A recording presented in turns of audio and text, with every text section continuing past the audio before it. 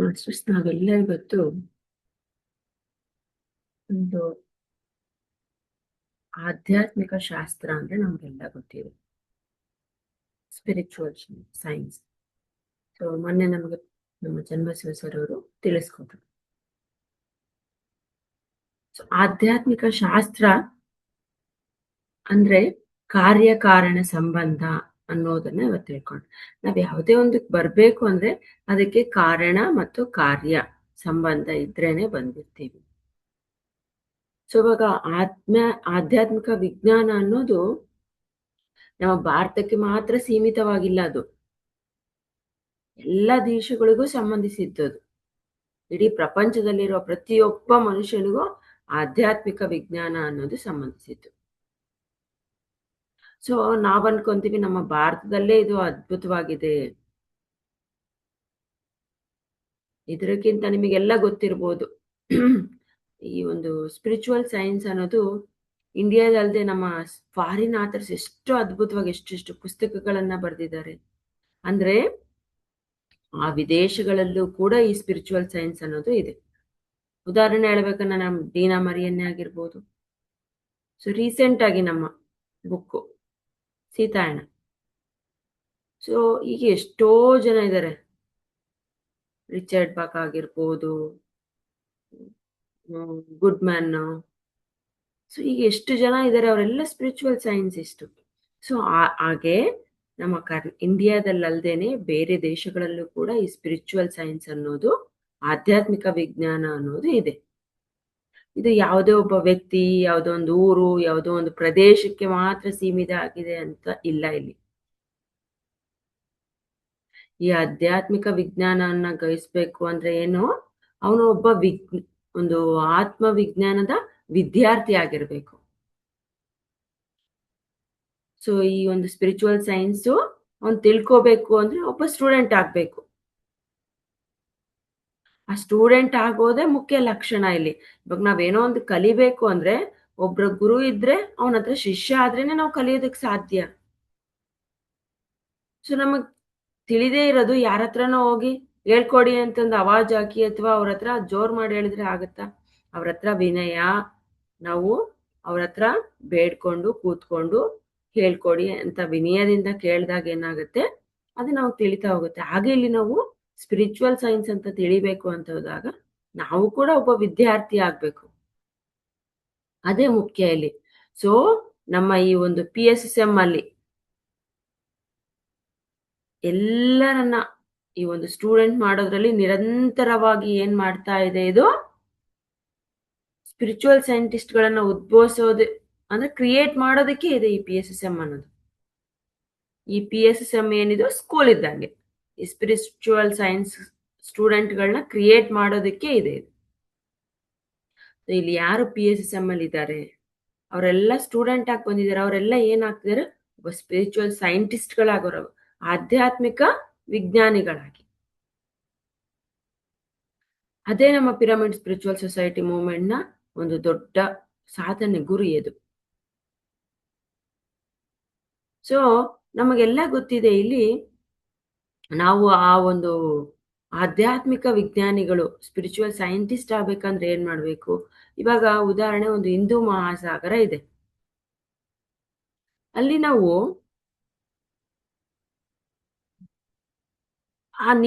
ಆ ಸಾಗರದಲ್ಲಿ ನನ್ ಕೈ ಹಿಂಗ್ ಹಿಡ್ಕೊಂಡು ಕುಡ್ದು ನೀರ್ ಖಾಲಿ ಮಾಡ್ತೀನಿ ಅಂದ್ರೆ ಸಾಧ್ಯ ಆಗತ್ತಾ? ಸೊ ಬೊಗ್ಸೆಯಿಂದ ನೀರನ್ನ ತಗೊಂಡು ಕುಡ್ದು ನಾನು ಆ ಸಾಗರವನ್ನ ಖಾಲಿ ಮಾಡ್ತೀನಿ ಅಂತ ಹೇಳೋದಕ್ ಸಾಧ್ಯ ಆಗತ್ತಾ ಹೇಳಿ? ಸೊ ಸಾಧ್ಯ ಆಗಲ್ಲ. ಪೂರ್ತಿ ಅಲ್ಲ, ಅದ್ರಲ್ಲಿ ಇರ್ತಕ್ಕಂಥ 1% ಕುಡಿಯೋಕ್ಕೂ ನಮಗ್ ಸಾಧ್ಯ ಆಗಲ್ಲ ಈ ಬೊಕ್ಸೆಯಿಂದ. ಹಾಗೆ ಈ ಸ್ಪಿರಿಚುವಲ್ ಸೈನ್ಸ್ ಅನ್ನೋದು ನಾವು ಪೂರ್ತಿಯಾಗಿ ಕಲ್ತಿದೀನಿ, ನನಗೆಲ್ಲಾ ಗೊತ್ತು ಅನ್ನೋದು ಸಾಧ್ಯನೇ ಇಲ್ಲ. ಸೊ ನಮ್ಗೆ ದಿನದ 24 ಗಂಟೆ ಇದೆ. ದಿನದ 24 ಗಂಟೆ ಕೂತ್ಕೊಂಡು ಆ ಹಿಂದೂ ಮಹಾಸಾಗರದಲ್ಲೇ ನಾನು ಈ ಬೊಗಸೆಯಿಂದ ನೀರನ್ನ ಕುಡಿತಾ ಹೋಗ್ತೀನಿ, 1 ವರ್ಷದಲ್ಲಿ ಖಾಲಿ ಮಾಡ್ಬೋದು, 6 ತಿಂಗಳಲ್ಲಿ ಖಾಲಿ, ಸಾಧ್ಯನೇ ಇಲ್ಲ.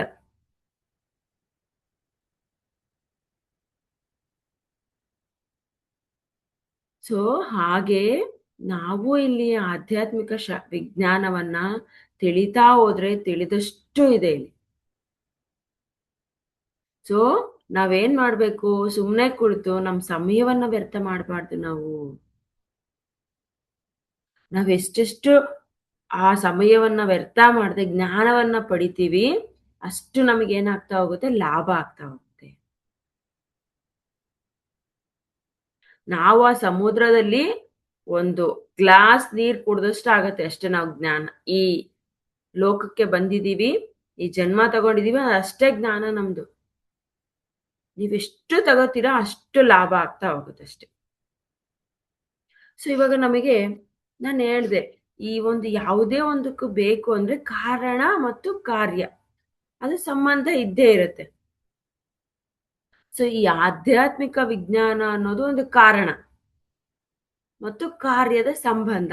ಯಾವುದರ ರೀತಿಯಲ್ಲಿ ಇದು?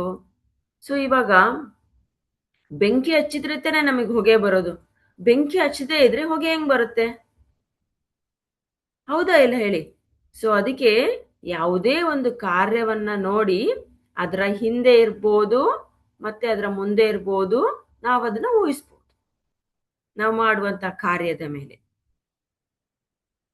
ಸೊ ಈಗ ಮೋಡ ಇಲ್ಲದೆ ಮಳೆ ಬರೋದಕ್ಕೆ ಸಾಧ್ಯ ಆಗತ್ತಾ? ಸೊ ಅದೇ ಈ ಒಂದು ವಿಜ್ಞಾನದಲ್ಲಿ ನಾವೇನ್ ಮಾಡ್ತೀವಿ, ವರ್ತಮಾನದ ಮೂಲಕ ಪ್ರೆಸೆಂಟ್ ಇರೋದು ನಮ್ಮ ಸಿಚುವೇಶನ್ ನೋಡ್ಕೊಂಡು ನಮ್ಮ ಭವಿಷ್ಯ ಆಗ್ಬೋದು, ನಮ್ಮ ಭೂತ ಆಗ್ಬೋದು, ನಾವೇನ್ ಮಾಡ್ಬೋದು ಇಲ್ಲಿ ತಿಳ್ಕೊಬಹುದು, ಅರಿವು ಮೂಡಿಸ್ಕೋಬಹುದು.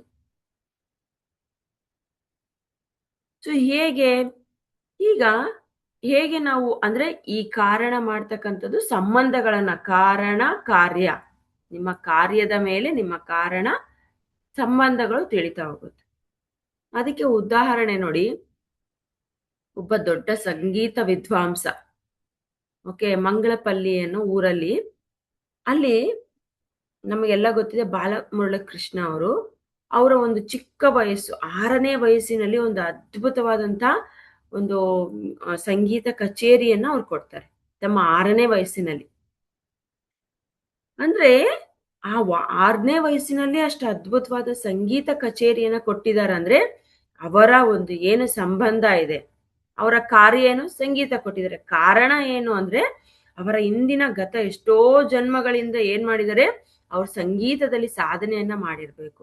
ಅದಕ್ಕೆ ಚಿಕ್ಕ ವಯಸ್ಸಿನಲ್ಲಿ ಆ ರೀತಿಯಾದಂತಹ ಅದ್ಭುತವಾದಂತಹ ಒಂದು ಏನೋ ಕಚೇರಿಯನ್ನ ಕೊಡಲು ಸಾಧ್ಯ ಆಯ್ತು. ಹೀಗೆ ಅವರ ಕಾರ್ಯ ಅವರ ಕಾರಣಕ್ಕೆ ಸಂಬಂಧ ಆಗಿರುತ್ತೆ. ಅಂದ್ರೆ ಅವರು ಗತ ಜನ್ಮಗಳಲ್ಲಿ ಮಾಡಿರುವಂತಹ ಸಂಗೀತ ಸಾಧನೆ, ಆ ರೀತಿಯಲ್ಲಿ ಸಂಬಂಧ ಇರುತ್ತೆ. ಆ ರೀತಿಯಾಗಿ ಸಂಬಂಧವನ್ನ ನಿರ್ಧರಿಸುವುದೇ ಈ ವಿಜ್ಞಾನ. ಸೊ ಹಾಗೆ ನಮಗೆಲ್ಲ ಗೊತ್ತಿದೆ ಮಹಾತ್ಮ ಗಾಂಧೀಜಿಯವರು. ಸೊ ಅವ್ರು ಏನು, ಮಹಾತ್ಮ ಗಾಂಧೀಜಿಯವರು ಅವ್ರ ಪೋಷಕರಾಗಿರ್ಬೋದು, ಅವ್ರ ತಂದೆ ತಾಯಿ ಆಗಿರ್ಬೋದು, ಅವ್ರ ಮಕ್ಕಳಾಗಿರ್ಬೋದು, ಯಾರಾದ್ರೂ ನೋಡಿದಿರಿ ನೀವು, ಅವರು ಇವರಂತೆ, ಗಾಂಧೀಜಿಯವರಂತೆ ಯಾರಾದ್ರೂ ಆ ದಾರಿಯಲ್ಲಿ ಬಂದ್ರ, ಅವರ ಉಪ್ಪಿನ ಸತ್ಯಾಗ್ರಹ ಆಗಿರ್ಬೋದು, ಸ್ವಾತಂತ್ರ್ಯಕ್ಕೆ ಹೋರಾಟ ಆಗಿರ್ಬೋದು, ದೇಶಕ್ಕೆ ಮಾಡಿದ ಸೇವೆಯಲ್ಲಿ ಅವರ ಇದ್ರಲ್ಲಿ ಯಾರಾದ್ರೂ ಅವರ ಮಕ್ಕಳು ಅಥವಾ ಅವರ ತಂದೆ ತಾಯಿಗಳು, ಅವ್ರ ಕುಟುಂಬದಲ್ಲಿ ಯಾರಾದ್ರೂ ಬಂದ್ರ? ಅಂದ್ರೆ ನೋಡಿ, ಅದಕ್ಕೆ ಸಂಬಂಧ ಹೇಗಿದೆ? ಯಾಕಂದ್ರೆ ಗಾಂಧೀಜಿಯವರು ತಮ್ಮ ಪೂರ್ವ ಜನ್ಮದಲ್ಲೇ ಸಾಧನೆ ಮಾಡಿ ಬಂದಿದ್ರು. ಈ ಜನ್ಮದಲ್ಲಿ ಮಾಡುವ ಕೆಲಸಗಳು ನಮ್ಮ ಪೂರ್ವ ಜನ್ಮಕ್ಕೆ ಕಾರಣ. ನಮ್ಮ ಕಾರಣ, ನಾವು ಮಾಡುವಂತ ಕಾರಣ ಯಾವುದು ಆಗಿರುತ್ತೆ ಅಂದ್ರೆ ನಮ್ಮ ಪೂರ್ವ ಜನ್ಮದ್ದು. ಸೊ ಮಹಾತ್ಮ ಗಾಂಧೀಜಿ ಅವ್ರು ಹೇಗ್ ಮಹಾತ್ಮರಾಗಿದ್ರು ಅಂದ್ರೆ ಅವರ ಪೂರ್ವ ಜನ್ಮದ ಒಂದು ಅವರ ಏನ್ ಮಾಡಿದ್ರು ಅಲ್ಲಿ ಸಾಧನೆ, ಅದು ಈ ಜನ್ಮದಲ್ಲಿ ಅವರನ್ನ ಆ ದಾರಿಗೆ ತೆಗೆದುಕೊಂಡು ಹೋಯ್ತು. ಸೊ ಅದಕ್ಕೆ ಮಾಸ್ಟರ್ಸ್, ನಮ್ಮ ಪ್ರಸ್ತುತ ವರ್ಷದ ಅಂದ್ರೆ ನಮ್ಮ ಈ ವರ್ತಮಾನದ ನಾವ್ ಈಗ ದೇಹ ತಗೊಂಡಿದೀವಲ್ವಾ, ಈ ಜನ್ಮದ ನಡವಳಿಕೆಯನ್ನು ನೋಡಿ ಏನ್ ಹೇಳ್ಬೋದು ನಾವು, ನಮ್ಮ ಹಿಂದಿನ ಜನ್ಮದಲ್ಲಿ ನಮ್ಗೆ ಏನ್ ಸಂಬಂಧ ಇತ್ತು ಅದನ್ನ ನಾವು ಊಹಿಸ್ಕೋಬಹುದು ಅಷ್ಟೇನೆ. ಅದೇ ನಮಗೆ ಈ ವಿಜ್ಞಾನವನ್ನ ತಿಳಿಸುತ್ತೆ. ಇವಾಗ ಉದಾಹರಣೆ, ಒಂದು ಸೂತ್ರ ಇದೆ, A+B = C plus D. A plus B is equals to C plus D. ಅಲ್ಲಿ ಏನು ತೋರಿಸುತ್ತೆ ನಮಗೆ? ಇವಾಗ ಕರೆಕ್ಟ್ ಆದಂಥ ಟೆಂಪರೇಚರ್ ಇದ್ರೆ ಮಾತ್ರ ನಮ್ಗೆ ಏನಾಗುತ್ತೆ? ಆ ಒತ್ತಡ, ಪ್ರೆಷರ್ ಅನ್ನ ನಾವು ಕಾಯ್ದುಕೊಂಡಾಗ ಮಾತ್ರ ಏನಾಗುತ್ತೆ? ನಮಗೆ ಫಲಿತಾಂಶ ಸಿಗುತ್ತೆ. A plus B is equals to C plus D. So temperature ಮತ್ತೆ ನಮ್ಮ ಪ್ರೆಷರು ಎರಡೂ ಕರೆಕ್ಟ್ ಆಗಿದ್ದಾಗ ಏನಾಗುತ್ತೆ? ನಮಗೆ ರಿಸಲ್ಟ್ ಅನ್ನೋದು ಸಿಗುತ್ತೆ. ಸೊ ಎ ಪ್ಲಸ್ ಬಿನೇ ಬೇರೆ, ಸಿ ಪ್ಲಸ್ ಡಿನೇ ಇದ್ದಾಗ ಈಕ್ವಲ್ ಹೆಂಗಾಗುತ್ತೆ? ನಮಗೆ ರಿಸಲ್ಟ್ ಅನ್ನೋದು ಸಿಕ್ಕಲ್ಲ. ಸೊ ಹಾಗೆ ನಾವು ಎಷ್ಟು ಧ್ಯಾನ ಸಾಧನೆ ಮಾಡ್ತೀವಿ ಅಷ್ಟು ಲಾಭ ಪಡಿತೀವಿ. ಅದೇ ಈ ಆಧ್ಯಾತ್ಮಿಕ ವಿಜ್ಞಾನ ನಮಗೆ ಕಾರ್ಯಕಾರಣ ಸಂಬಂಧವನ್ನ ತಿಳಿಸುತ್ತೆ. ನಾವೆಲ್ಲರೂ ಈ ಒಂದು ಆಧ್ಯಾತ್ಮಿಕ ವಿಜ್ಞಾನ ಅಂದ್ರೆ ಈ ಒಂದು ಸ್ಪಿರಿಚುವಲ್ ಲೈಫಿಗೆ ಬಂದಿದೀವಿ ಅಂದ್ರೆ ನಮ್ಮ ಎಷ್ಟೋ ಗತ ಜನ್ಮಗಳಿಂದ ನಾವು ಆಲ್ರೆಡಿ ಈ ದಾರಿಲಿ ಇದೀವಿ. ಅದಕ್ಕೋಸ್ಕರ ನಾವು ಇಲ್ಲಿ ಬಂದಿರೋದು, ಎಲ್ಲರೂ ಸೇರಿರೋದು ಅದೇ ಕಾರಣಕ್ಕೆ. ಸೊ ನಾವೆಲ್ಲ ಈ ಒಂದು ಹೆಸರಿಗೆ ದಾನ ಮಾಡ್ತಾ ನನಗೆ 3ನೇ ಕಣ್ ಜಾಗೃತವಾಗಬೇಕು, ಸಾಧ್ಯನೇ ಇಲ್ಲ ಅದು. ನಾವೆಷ್ಟು ನಮ್ಮ ಸಾಧನೆಯನ್ನ ಅದಕ್ಕೆ ತಕ್ಕಂತೆ ನಾವು ಸಾಧನೆ ಮಾಡಿದಾಗ ಮಾತ್ರ ಅದೆಲ್ಲ ನಮಗೆ ಫಲ ಸಿಗ್ತಾ ಹೋಗುತ್ತೆ. ಈಗ ಎಕ್ಸಾಮ್ ಅಲ್ಲಿ ನಾವು ಚೆನ್ನಾಗಿ ಓದಿದ್ರೆ ಒಳ್ಳೆ ಮಾರ್ಕ್ಸ್ ಬರುತ್ತೆ. ನನಗೆ ಮಾರ್ಕ್ಸ್ ಬರಬೇಕು ಅಂತ ಸುಮ್ಮನೆ ಕೂತ್ಕೊಂಡ್ರೆ ಬರೋದಕ್ಕೆ ಸಾಧ್ಯ ಆಗುತ್ತಾ? ಮಾರ್ಕ್ಸ್ ಬರೋದಲ್ಲ, ಪಾಸ್ ಆಗೋದು ಕಷ್ಟನೇ. ನಿಮ್ಗೇನು ಗೊತ್ತಿಲ್ಲ ಅಲ್ಲಿ. ನೀವು ಅದಕ್ಕೆ ತಕ್ಕಂಗೆ ಪ್ರಯತ್ನ ಏನ್ ಮಾಡ್ಬೇಕು? ಯಾವ್ದನ್ನ ಓದ್ಬೇಕು, ಯಾವ್ದನ್ನೆಲ್ಲ ನಾವು ರೆಡಿ ಆಗ್ಬೇಕು. ಆದಾಗ ಮಾತ್ರ ಏನಾಗುತ್ತೆ? ನಮ್ಮ ರಿಸಲ್ಟ್ ಕೂಡ ಅದ್ಭುತವಾಗಿ ಬರುತ್ತೆ. ಸೊ ಹೀಗೆ ಯಾವುದೇ ಒಂದು ಘಟನೆಯ ಹಿಂದೆ ಇರುವ ಕಾರಣವನ್ನ ನಾವೇನ್ ಮಾಡ್ಬೇಕು? ಆ ಕಾರಣದ ಹಿಂದೆ ಇರುವ ಮತ್ತೊಂದು ಮೂಲ ಕಾರಣವನ್ನ ನಾವೇನ್ ಮಾಡ್ಬೇಕು? ಗ್ರಹಿಸ್ಬೇಕು. ಆ ಗ್ರಹಿಸೋದೇ ಆತ್ಮವಿಜ್ಞಾನ. ನಮಗೆ ಯಾವುದೋ ಒಂದು ಘಟನೆ ಇದೆ, ಅದ್ರ ಹಿಂದೆ ಕಾರಣ, ಆ ಕಾರಣಕ್ಕೆ ಮೂಲ ಏನು? ಆ ಮೂಲವನ್ನ ನಾವು ಏನ್ ಮಾಡ್ಬೇಕು? ಗ್ರಹಿಸ್ಕೋಬೇಕು ಅಷ್ಟೆ. ಅದೇ ಆಧ್ಯಾತ್ಮಿಕ ವಿಜ್ಞಾನ. ಇವಾಗ ನನಗೆ ಯಾವುದೋ ಒಂದು ತೊಂದರೆ ಬಂದಿದೆ. ಆ ತೊಂದರೆ ಯಾಕೆ ಬಂದಿದೆ? ಅದು ಎಲ್ಲಿಂದ ಬಂದಿದೆ ತೊಂದರೆ? ನಮ್ಮ ಪೂರ್ವ ಜನ್ಮದಿಂದನೇ ನಾವು ಅದನ್ನ ಸೆಲೆಕ್ಟ್ ಮಾಡ್ಕೊ ಬಂದಿರ್ತೀವಿ ಅಷ್ಟೇನೆ ಮಾಸ್ಟರ್ಸ್.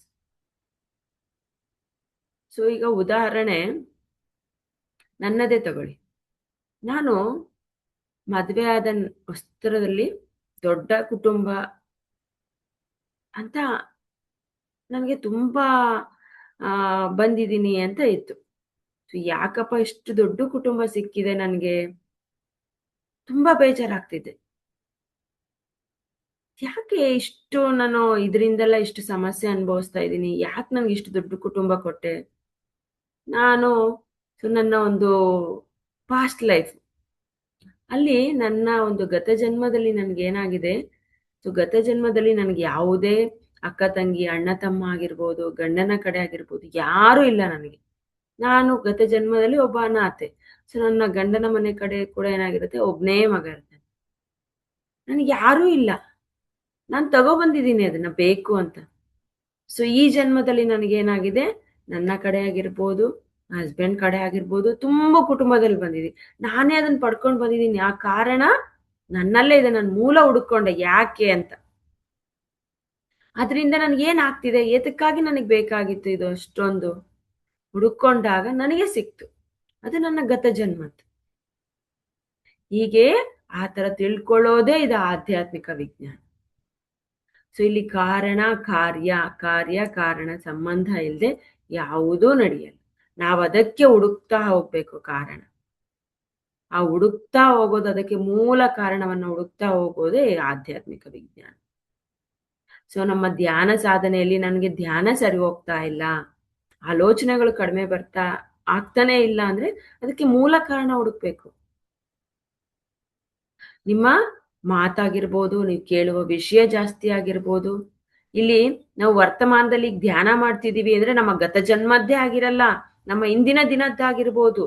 ನಾವು ಧ್ಯಾನಕ್ಕೆ ಕೂತ್ಕೊಳ್ಳೋ 1 ಗಂಟೆ ಮುಂಚೆ ಆಗಿರ್ಬೋದು, ಅಥವಾ ನಾವು ನಾಳೆದಾಗಿರ್ಬೋದು. ಏನೋ ಒಂದು ನಮ್ಮ ಮನಸ್ಸಿನಲ್ಲಿ ಹಾಕೊಂಡಿರ್ತೀವಿ. ಅದಕ್ಕೆ ಆ ಧ್ಯಾನಕ್ಕೆ ಕೂತ್ಕೊಂಡಾಗ ಬರಲ್ಲ ನಮಗೆ, ಆಲೋಚನೆಗಳು ಕಡಿಮೆ ಆಗಲ್ಲ. ಯಾಕಂದ್ರೆ ಈಗ ಧ್ಯಾನ ಕೂತ್ಕೊಂಡಾಗ ಒಂದು ವಿಷಯದ ಬಗ್ಗೆ ಏನಾಗಿರುತ್ತೆ, ಭವಿಷ್ಯದಲ್ಲೋ ಅಥವಾ ನಾವು ವರ್ತಮಾನದ ಸಾರಿ ಭೂತದಲ್ಲೋ ಆ ವಿಷಯದ ಬಗ್ಗೆ ಜಾಸ್ತಿ ಅನ್ಕೊಂಡಿರ್ತೀವಿ. ಅದಕ್ಕೆ ಅದ್ರ ಬಗ್ಗೆ ಆಲೋಚನೆಗಳು ಏನಾಗ್ತಿರುತ್ತೆ, ಜಾಸ್ತಿ ಆಗ್ತಾ ಇರುತ್ತೆ ನಮ್ಗೆ. ಅದಕ್ಕೆ ಯಾವುದೇ ಒಂದು ವಿಷಯವನ್ನ ನಾವು ಇಲ್ಲಿ ಅದಕ್ಕೆ ಕಾರಣ ಏನು, ಯಾಕೆ ಬರ್ತಾ ಇದೆ, ನೀವು ಆ ರೀತಿ ಅದನ್ನ ಜಾಸ್ತಿ ಮಾತಾಡಿದಿರ ಅದ್ರ ಬಗ್ಗೆ ಅಥವಾ ಜಾಸ್ತಿ ಕೇಳಿದಿರ, ಅದಕ್ಕೋಸ್ಕರ ನಿಮಗೆ ಬರ್ತಾ ಇದೆ. ಸೊ ನಾವು ಫಸ್ಟ್ ಅದನ್ನ ಅನಲೈಸ್ ಮಾಡಬಾರ್ದು, ಬಂದಿದೆ ನಾವು ಸ್ವೀಕರಿಸ್ಬೇಕು.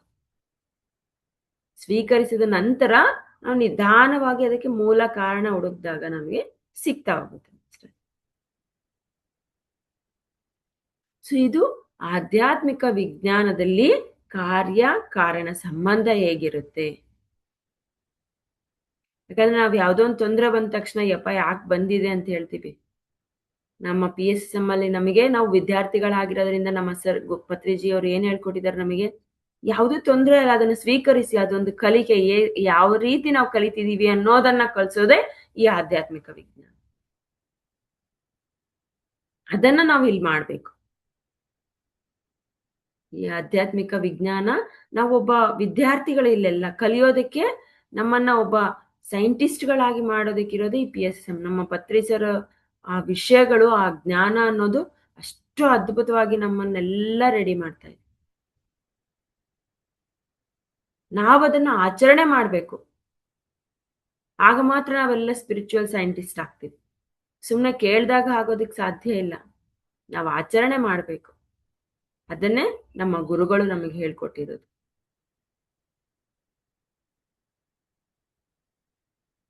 So thank you masters, thank you very